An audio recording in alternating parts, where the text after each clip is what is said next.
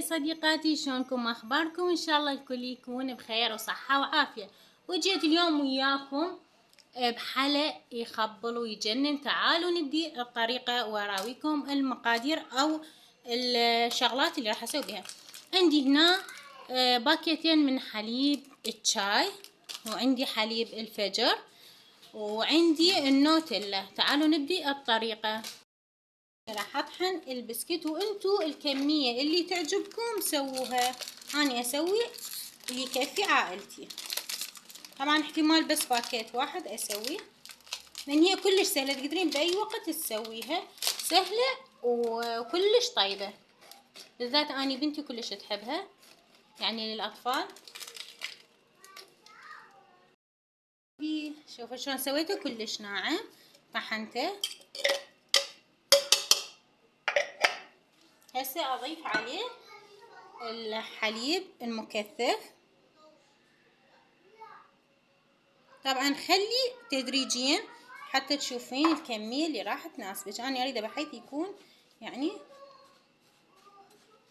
مثل العجينة، راح يطلع طعمه يجنن. وما تحتاجين لا اضافات حليب ولا حليب السائل ذاك الثاني، ولا العفو الشكر نسيته.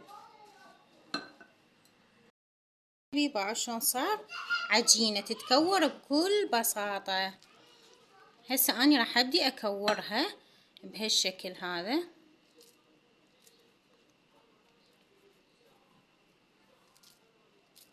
اكورها وبعدين ازينها بالنوتيلا بهالشكل. هسه اكمل الكمية وارجع لكم. صورتها بهذا الشكل. شوفوا راح اخليها بالثلاجة 15 دقيقة تتماسك عندي، وبعدين نزينها. باع النوتيلا. طبعا انتو اي نوع نوتيلا عندكم سووا بيه. اني هذا المتوفر عندي. فورت مي وخليتها اريدها حتى تذوب زين. هسه بين ما تطلع من الثلاجة نستخدمها. وصلت بعد ما تماسكت عندي. بعد شلون صارت. هسه اجيب العود مال الاسنان، هذا نظيف طبعا جديد.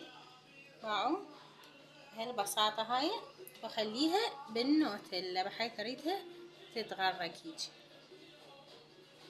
شوفوا شلون حلوة صارت. هسه اكملهم كلها بهالطريقة هاي وارجع لكم. الشكل النهائي يخبل ويجنن، وانتو قدموه بالشكل اللي تردوه. اني هسه راح اخليهم بالثلاجة يتماسك عندي الشوكولا عليهم، وبعدين اقدمهم بالشكل اللي اريده.